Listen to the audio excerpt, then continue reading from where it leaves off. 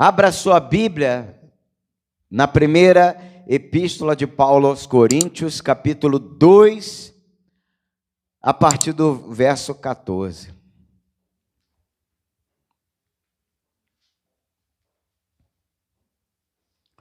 Nós temos a mente de Cristo. Repita comigo, eu tenho a mente de Cristo. Às vezes, essa mente de Cristo que você tem, ela não está o quê? Ativada, despertada. Ao invés disso, ela está o quê? Adormecida, desativada. E você vai saber por que isso acontece. Estava acontecendo com a igreja em Corinto. Paulo fala que eles tinham a mente de Cristo. Eles tinham. Mas essa mente de Cristo estava adormecida. Estava desativada. E nós vamos entender por quê. Acharam? Primeira epístola de Paulo aos Coríntios, capítulo 2. Vamos ler a partir do versículo 14. Ora, a pessoa natural não aceita as coisas do Espírito de Deus, porque eles são loucura, ou parece loucura. E ela não pode entendê-las, porque elas se discernem espiritualmente.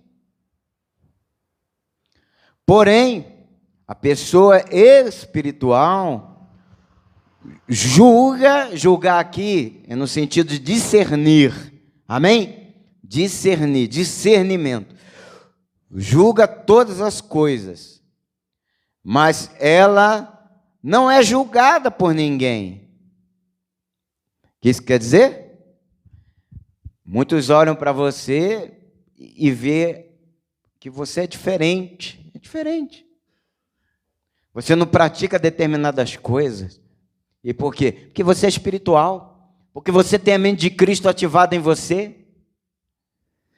Você não se conforma mais com este século, com o mundanismo. Não. Cristo te regenerou, mudou tua vida para melhor, e é assim que você vive. Então isso chama atenção. Isso chama atenção.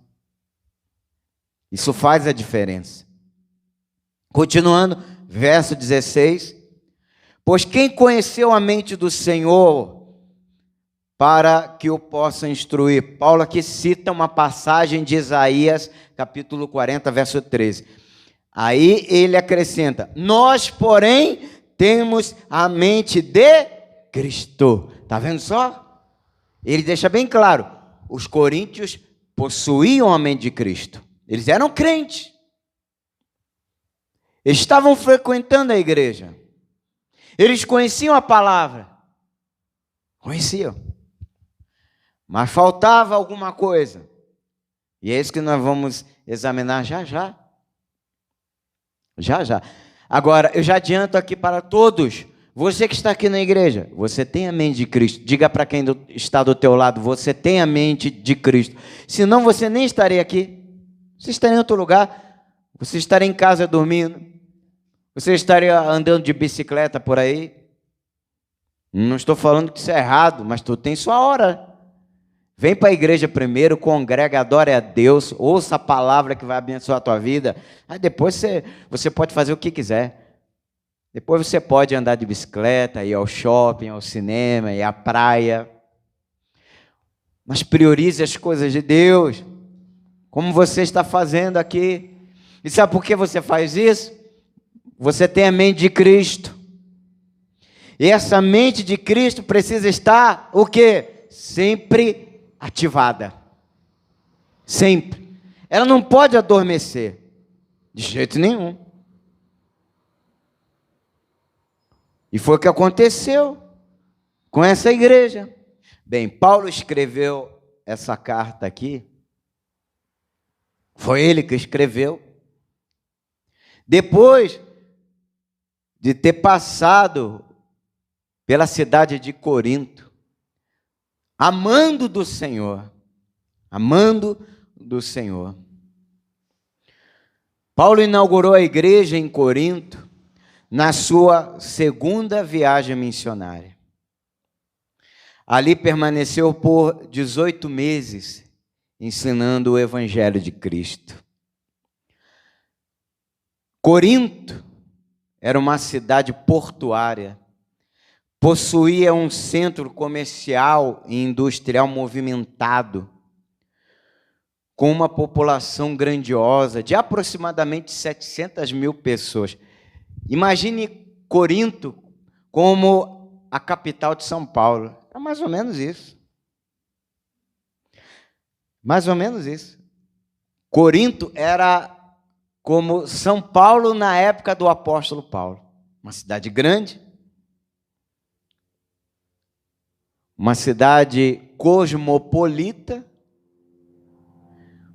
muitas pessoas de diversas nações foram para Corinto estabelecer residência e até mesmo a trabalho também, e passaram a viver na cidade de Corinto. Na Acrópole, que literalmente falando era a cidade alta, continha, aí que está, né?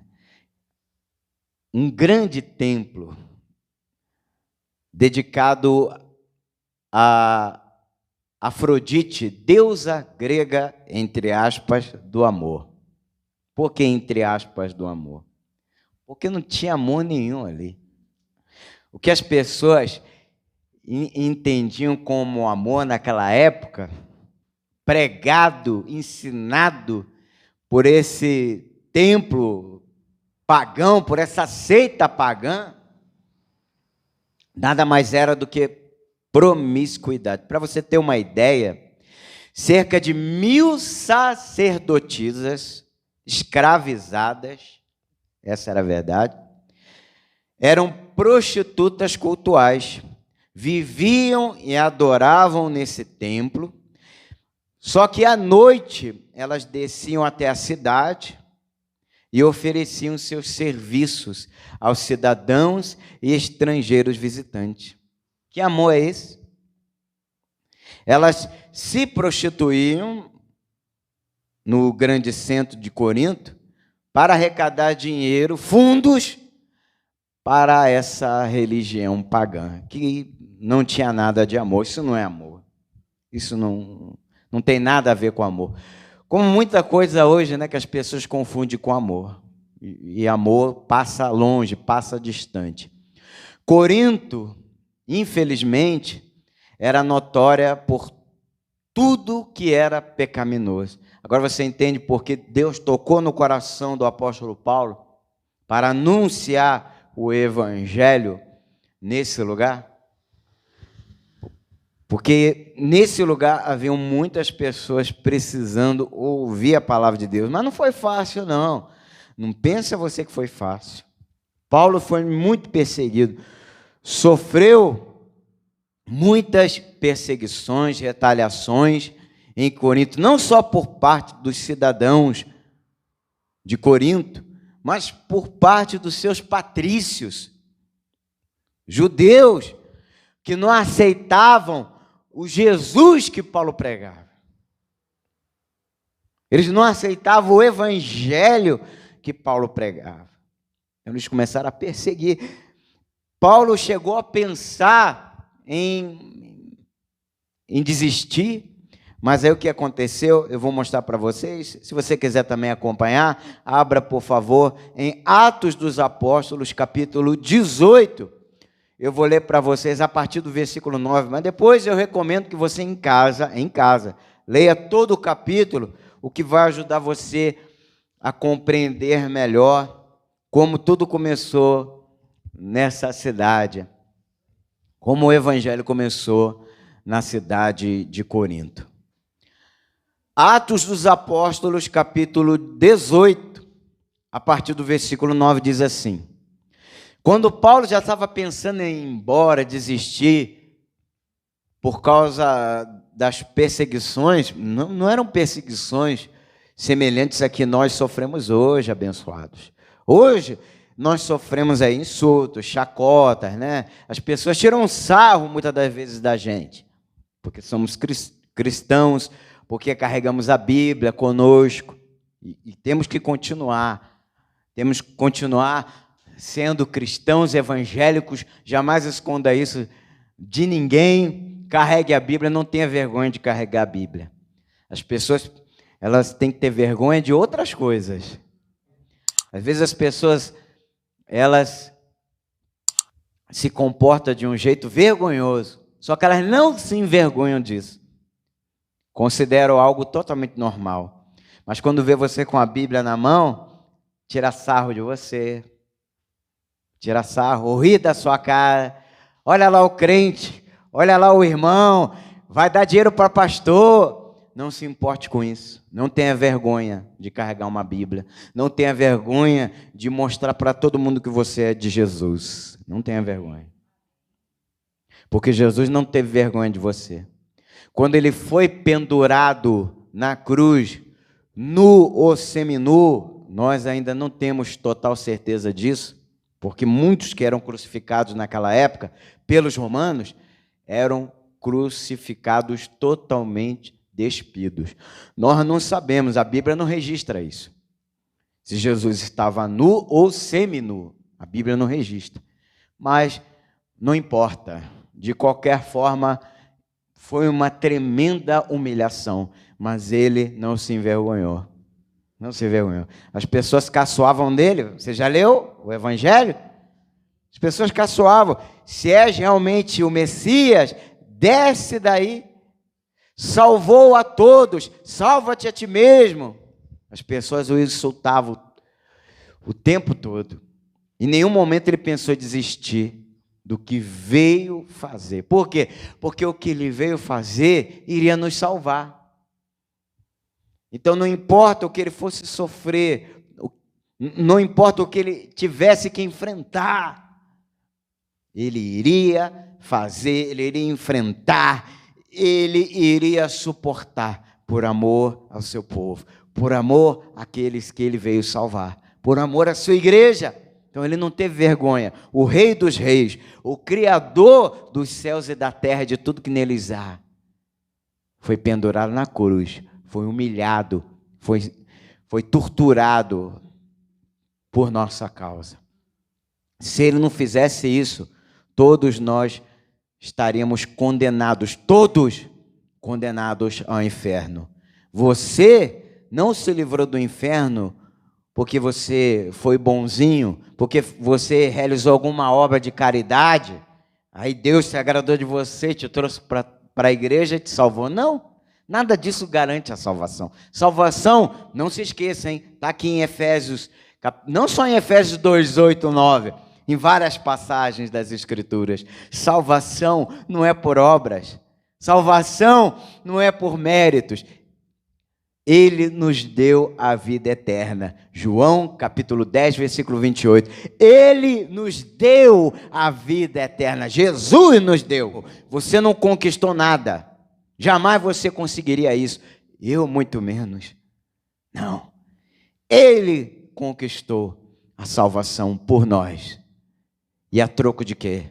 Humilhações, insultos, torturas, cuspiram no rosto do teu Senhor, do teu Salvador. Eu recomendo que todos vocês, se não assistiram, assistam ao filme de Mel Gibson, A Paixão de Cristo. Assista.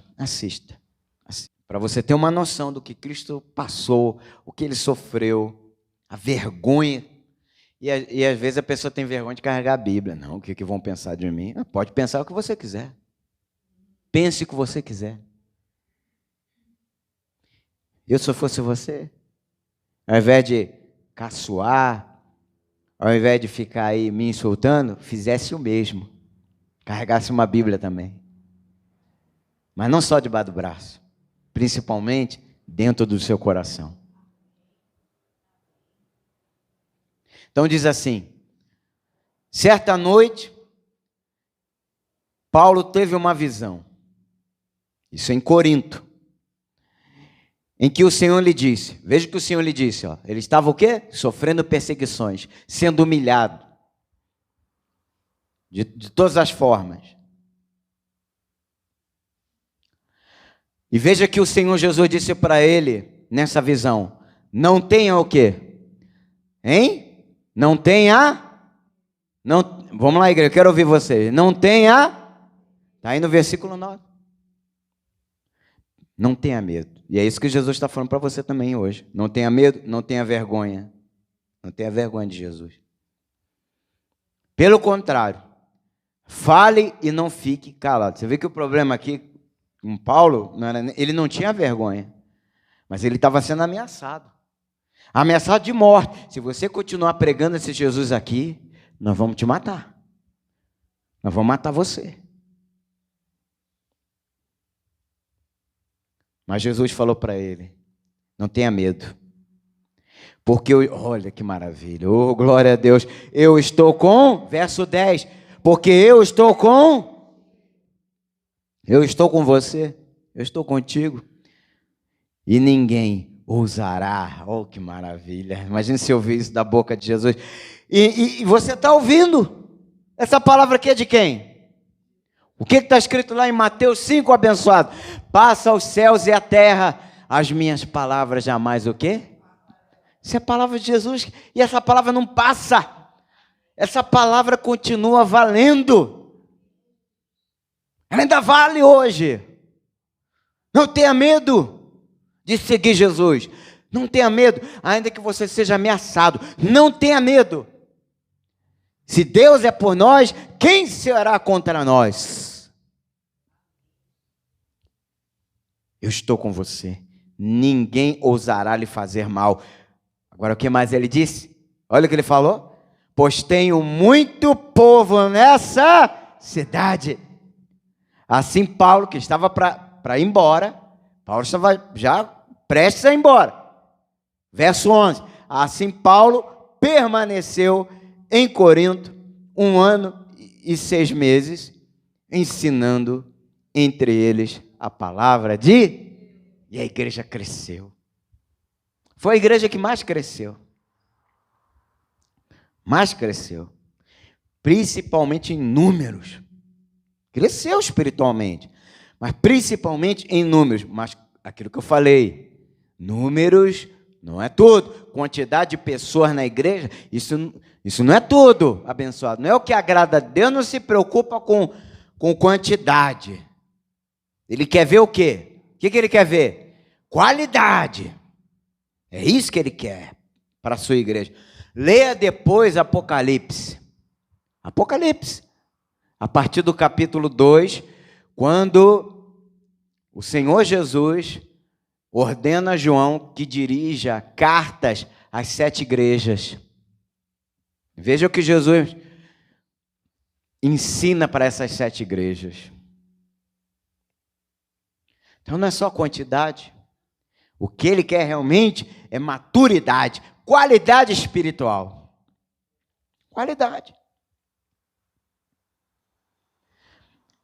E Paulo, depois de um tempo, ausente da cidade, ele enviou cartas com esse propósito.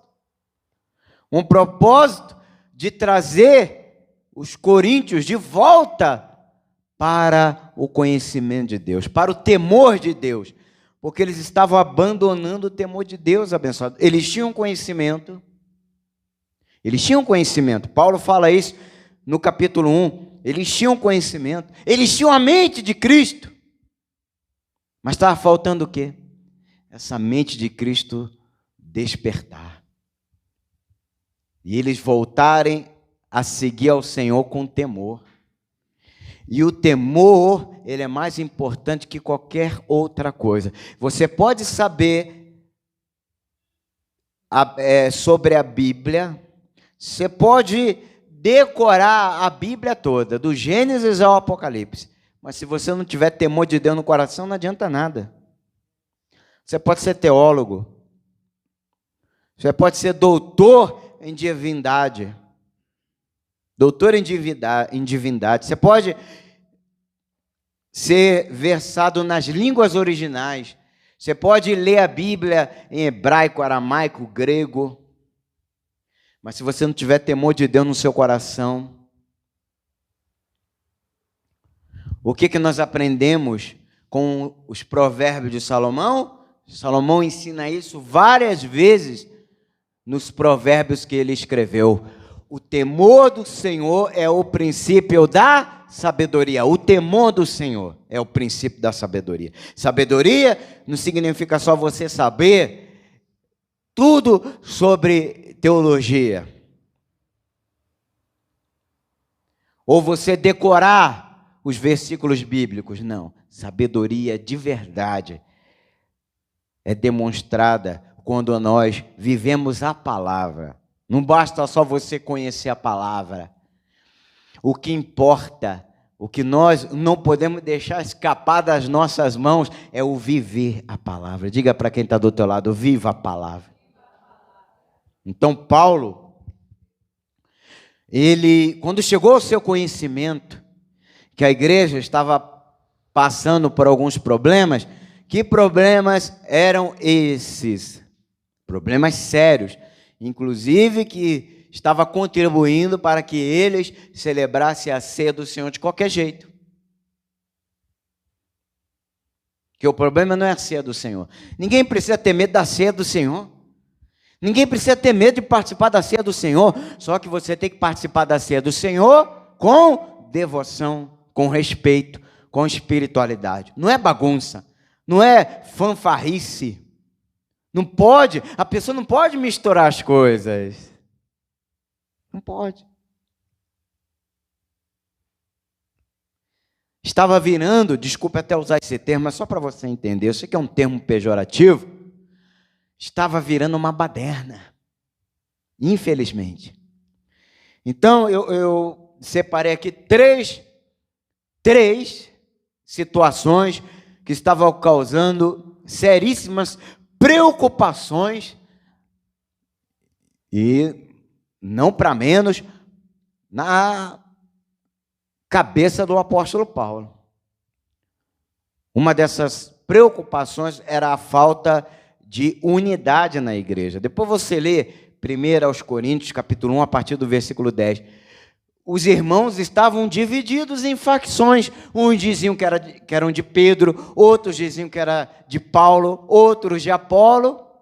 E também existiam aqueles que diziam que era de Cristo. Aí Paulo, depois você lê lá no capítulo 1, a partir do verso 10. Paulo os repreende, dizendo: por acaso Cristo está dividido? Por acaso eu, Paulo, fui pendurado na cruz para salvar vocês? Fui crucificado para salvar vocês? Paulo, ele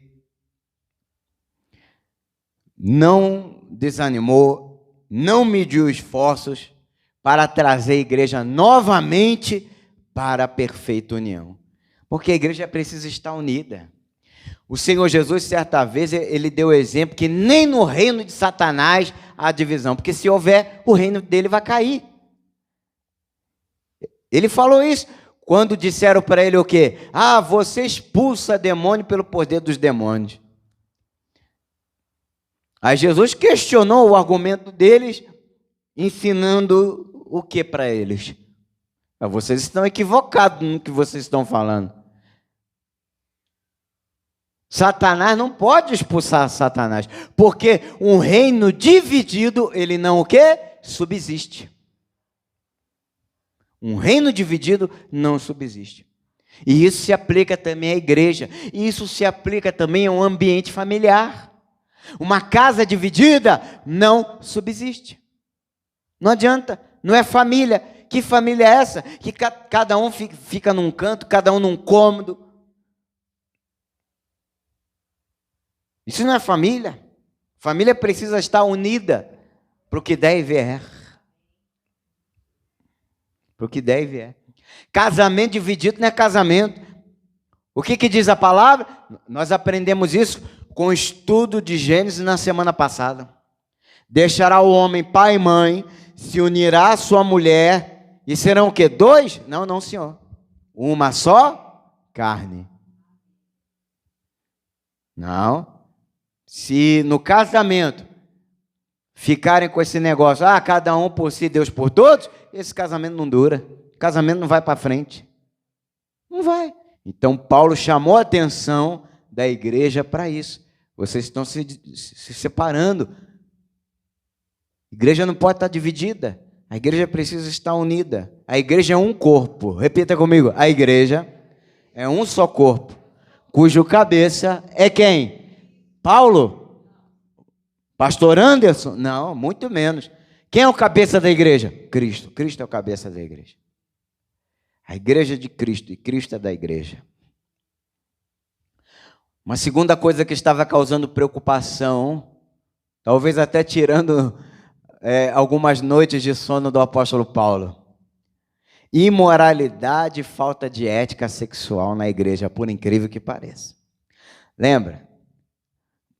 Corinto era uma cidade turbulenta, era uma cidade boêmia, era uma cidade voltada para a promiscuidade. As pessoas iam lá para apostar, e você sabe, né? Aonde tem vício em jogo, vai ter também o quê? Vício em bebida, vício em drogas, prostituição. Tudo isso existia em Corinto. E muitos dos irmãos estavam o quê? Cedendo a esse tipo de tentação, porque eles estavam cercados por tudo isso. Cercados por coisas depravadas, horrorosas, sujas.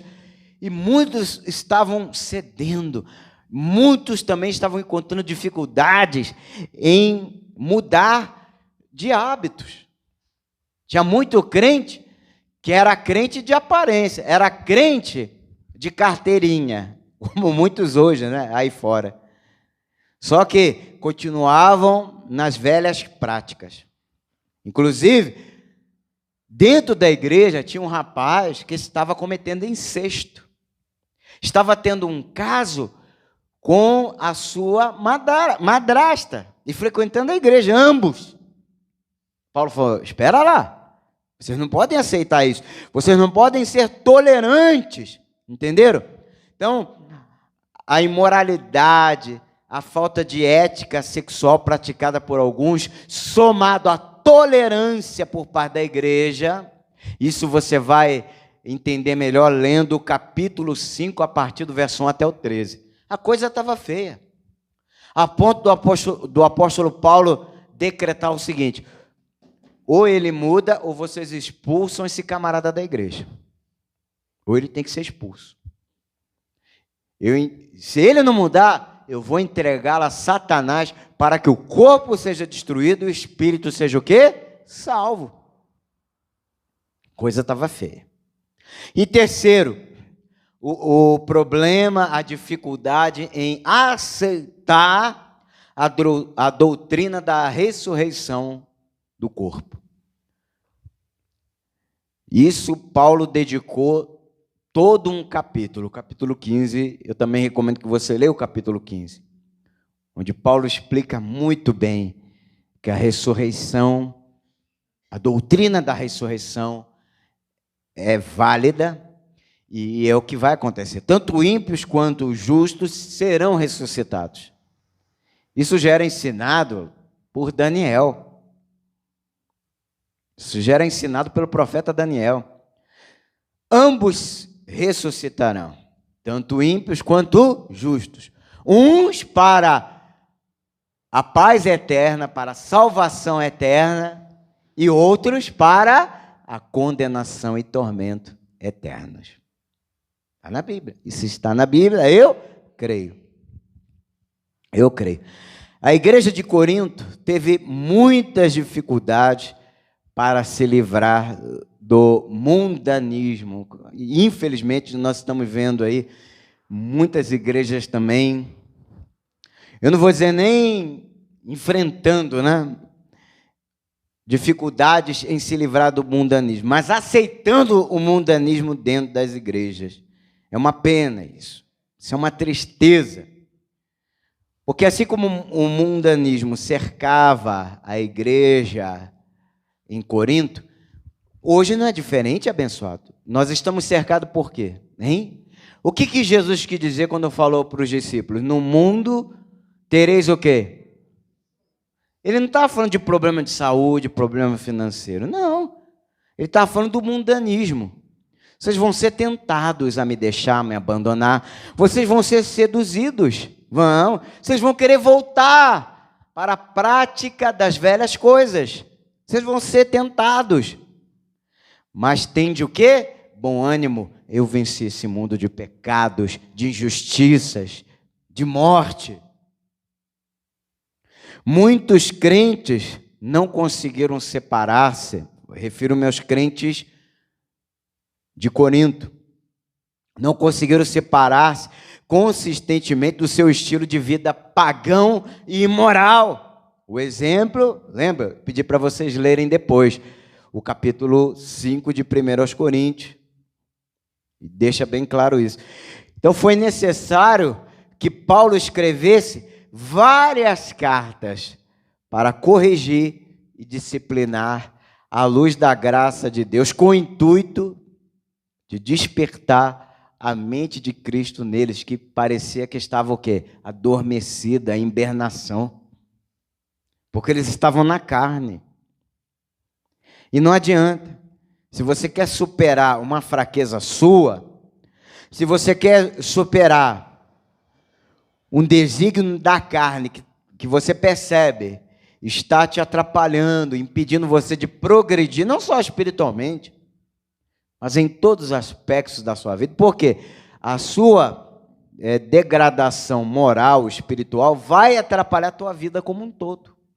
Vai atrapalhar. Vai amarrar a tua vida. O que amarra a vida da pessoa não é diabo. Não, o diabo foi destruído. O poder dele sobre a igreja acabou. Ele pode ter poder no mundo. Ele pode ter poder na vida do ímpio. Na vida do crente ele não tem poder.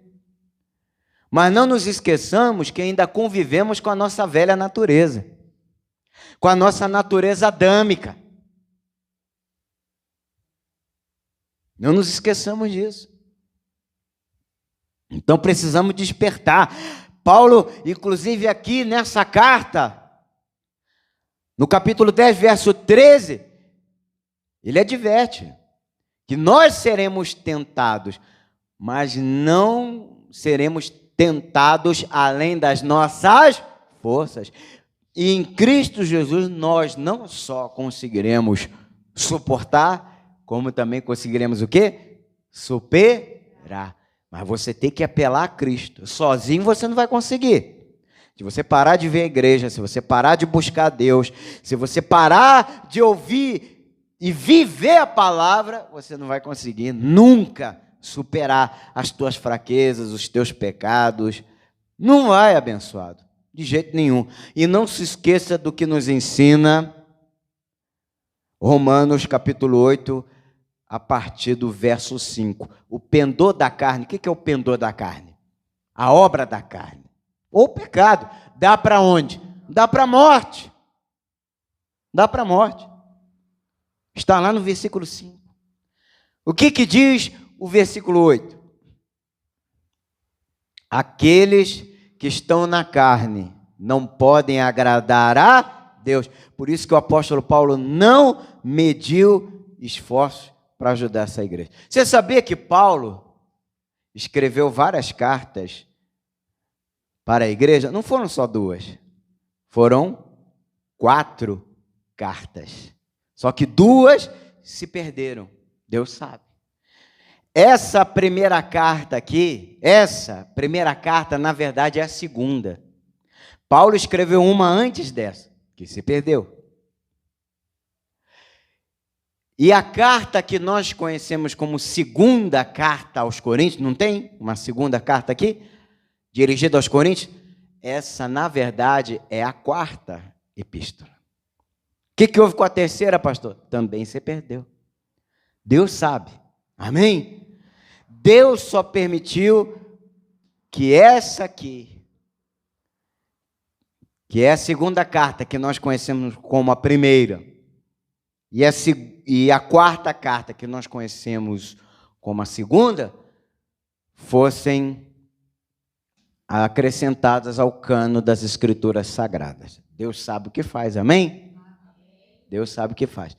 Mas é importante eu trazer esse conhecimento para você ver que a coisa era muito séria. E mais, Paulo em nenhum momento abandonou a igreja. Pastor que abandona a igreja não é pastor de verdade. O que Jesus falou? O bom pastor é aquele que dá a vida pelas ovelhas. Mas o que é dar a vida? Morrer? Não. Não é morrer. Morrer, só se for morrer devido a perseguições. Mas não é morrer pela igreja para salvar a igreja, porque Jesus já fez isso. Mas colocar a vida dele em risco, ele tem que colocar. Ele não pode ter medo. Ele tem que sacrificar a vida dele pela igreja. Tem que sacrificar. Um pastor que não sacrifica a vida dele pela igreja. Por isso que o meu celular eu não desligo. Eu só desligo quando é para gravar aqui o culto da igreja. Aí não tem jeito, né? Porque senão vão ligar na hora da gravação, vai atrapalhar a gravação. Mas é só nessa hora que eu desligo. Eu não desligo meu celular. E se você não tem o número do meu celular, eu dou para você. E quando você precisar, eu estou à sua disposição. Amém? Então Paulo não abandonou a igreja. Abençoados. E a igreja precisava de ajuda. Sempre irá precisar. Eu creio que todos aqui estão bem. Essa é a minha fé. Assim espero. Mas não é por causa disso que nós vamos baixar a guarda. Nós não podemos baixar a guarda. Não podemos. Paulo não baixou a guarda. Paulo não cruzou os braços. Ele não tinha condições de permanecer na igreja, porque ele tinha outros lugares para ir. Ele tinha muitas pessoas que precisavam ouvir a palavra de Deus. Paulo não era pregador de uma igreja só, de uma cidade só. Paulo era um missionário, ele era um apóstolo missionário. Mas ele não abandonou a igreja. Ele enviou várias cartas, cartas poderosíssimas, mensagens tremendas, que estamos fazendo uso agora, para a edificação da igreja nos dias de hoje. Como essa carta é importante para as igrejas no dia de hoje. Quanta coisa estamos aprendendo aqui, abençoado, não é verdade? Às vezes você chegou aqui hoje achando que estava tudo bem. Mas aí ao ouvir essa palavra, você começa a pensar, não, eu preciso melhorar. Eu preciso buscar mais a Deus, para não acontecer comigo o que aconteceu com os coríntios. Eu não posso brincar com as coisas de Deus, porque eles brincaram com as coisas de Deus. E muitos deles até morreram por causa disso. Por quê? Porque brincaram com as coisas de Deus. Brincar. Então, quando você não leva as coisas de Deus a sério, eu não estou falando, Deus vai castigar, Deus vai te matar. Não é isso, abençoado. Mas você não vai ter o que é a seu favor. Aquilo que nós aprendemos lá em Hebreus 1,14, a ministração angelical a seu favor. Porque os anjos de Deus ministram em favor dos santos. Está lá em Hebreus 1,14. Quando a pessoa começa a brincar com as coisas de Deus, quando ela não leva as coisas de Deus a sério, Deus retira o serviço dos anjos. Aí, meu amigo, se é isso que você quer? Você quer viver a vida do seu jeito? Você quer levar a sua vida à sua maneira? Foi isso que Paulo fez com aquele rapaz que estava cometendo incesto dentro da igreja, ao conhecimento de todos, na frente de todo mundo, porque todo mundo sabia que aquela mulher com quem ele estava se relacionando, todo mundo sabia, era madrasta dele. Era madrasta dele. E a igreja ficou calada. Às vezes era um homem rico, dava um bom dízimo, ajudava a igreja. Isso é só uma suposição. É só uma suposição. Não estou dizendo que era por causa disso. Mas não importa a causa. Igreja nenhuma, nós não podemos ser tolerantes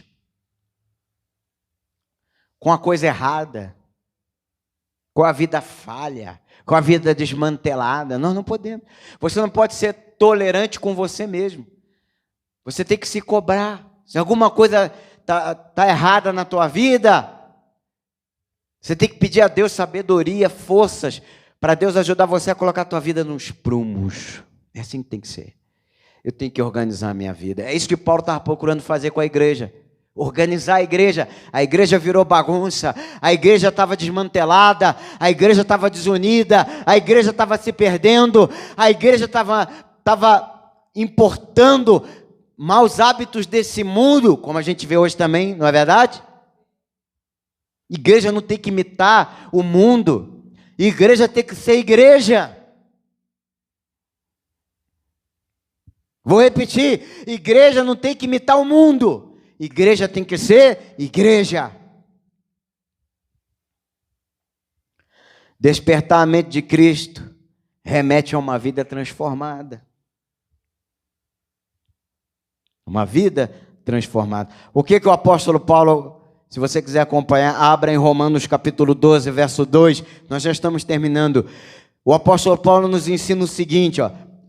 Isso é ter a mente de Cristo ativada. Mente de Cristo ativada, despertada. É isso aqui. O que aprendemos com Romanos 12, 2. Romanos, capítulo 12, verso 2.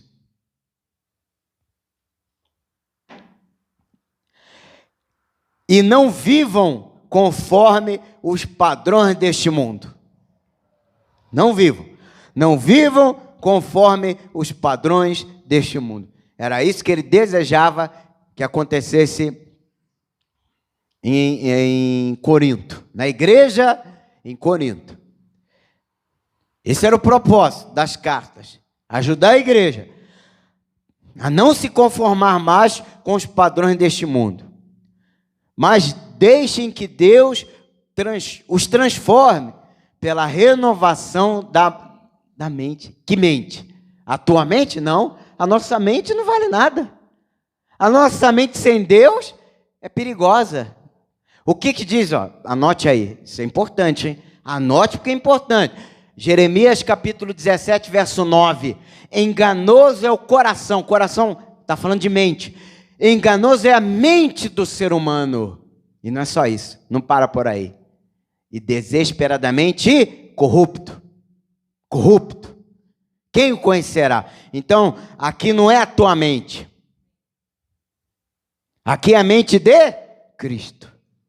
Para que possam, olha que coisa maravilhosa, veja a recompensa, para que possam experimentar qual é a boa, agradável e perfeita vontade de Deus. Quem quer viver uma vida abençoada? Quem quer viver uma vida agradável? Quem quer viver uma vida perfeita?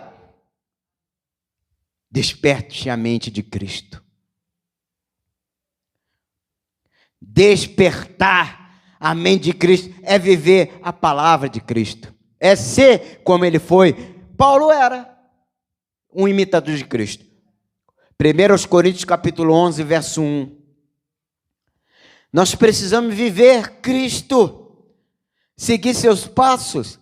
E Cristo era tão bom. Cristo não era fanático. Cristo não era rude. Como era Paulo? Vamos ler aí. 1 Coríntios capítulo 11, verso 1. Sejam meus imitadores. Paulo está falando aqui para os coríntios.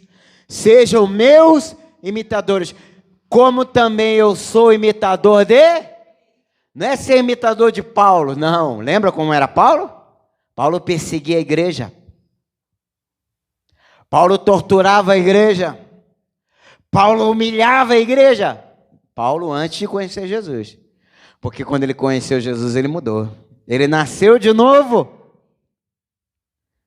Tanto que ele ensina lá em Gálatas. Não só Gálatas, Filipenses também. Não sou eu que vivo. Cristo vive em mim. O meu viver é Cristo. Oh, glória a Deus. Então, rapidinho, se vocês me permitem, alguns exemplos do comportamento, do proceder do nosso Salvador. Você sabia que Jesus era obediente? Mesmo sendo Deus, ele veio aqui em forma de homem. Ele era conhecido como filho do homem. E enquanto ele esteve aqui, ele foi obediente as coisas de Deus. Hebreus capítulo 5, a partir do verso 8. Embora fosse filho de Deus, aprendeu a obediência pelas coisas que sofreu. Se Jesus, sendo Deus, foi obediente, ele não obedeceu à lei?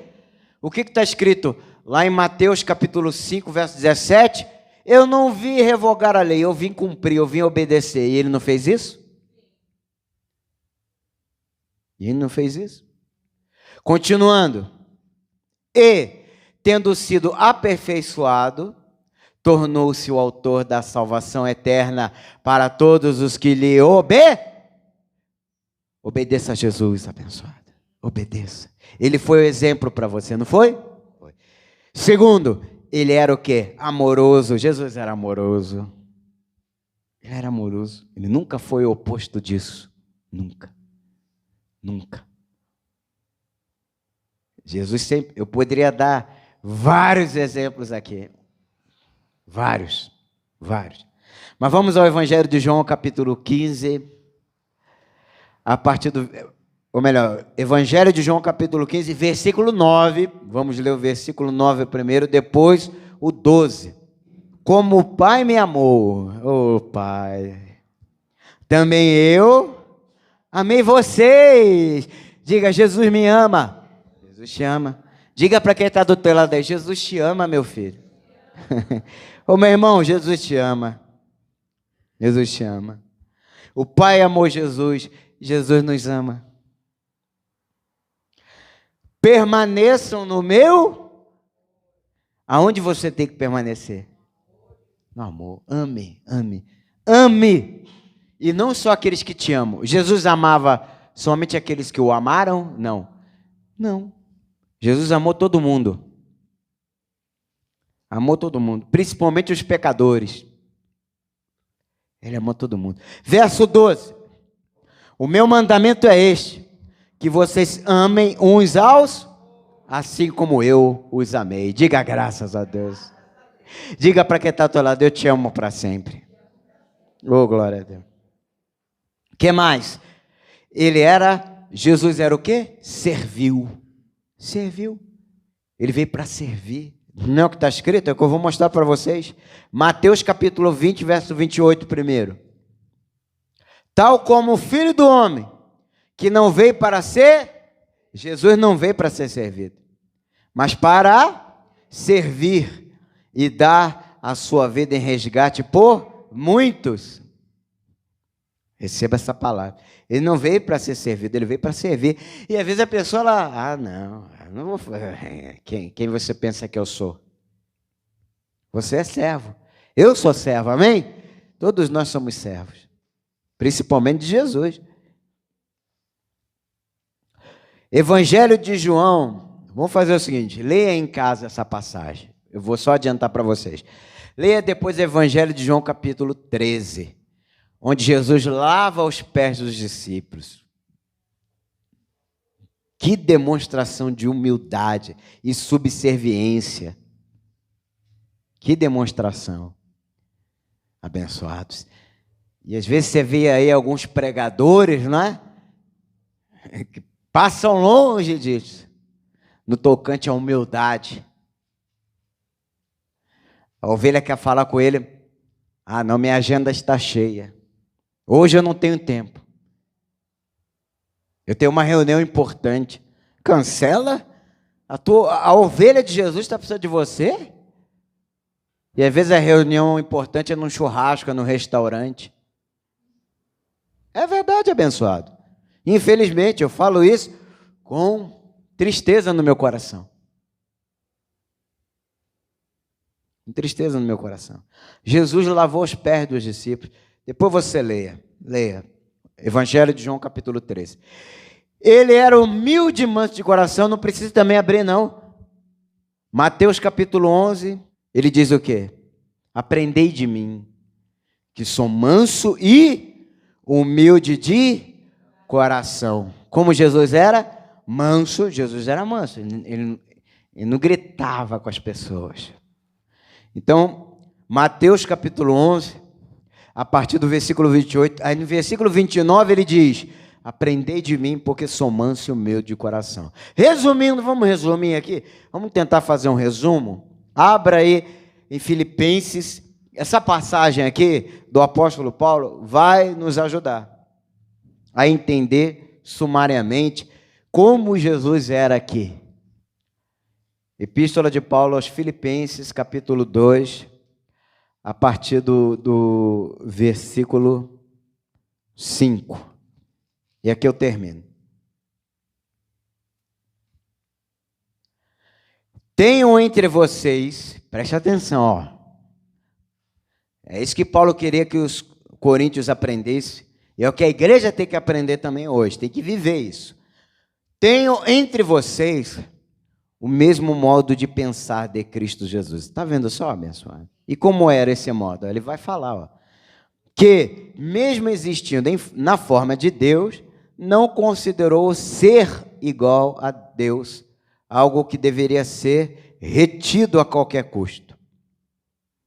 Pelo contrário, ele o quê? Se escravizou, assumindo a forma de servo, tornando-se semelhante aos seres o quê? Aos seres humanos. E, reconhecido em figura humana, ele se humilhou, tornando-se o quê? Obediente até a morte. Obediente até e morte de cruz. E morte de cruz. Assim devemos ser. Aí o que Deus fez? Deus o exaltou. Está aí no verso 9. Por isso também Deus o exaltou sobremaneira. E lhe deu um nome que está acima de todo. E é isso que Deus está preparando para você também. Seja como Cristo. Viva uma vida que agrade a Deus. O que está escrito? Salmo 37, verso 4. Salmo 37, versículo 4. Agrada-te do Senhor, e Ele o quê? Satisfará os desejos do seu coração. Humilha a tua carne. A tua carne quer te levar para a vida errada, para a vida desmantelada, desconjuntada. Humilha a tua carne. Rejeite a vontade da tua carne. E obedeça à vontade de Deus, que é boa, agradável e perfeita, e que irá te fazer feliz. Vamos agradecer?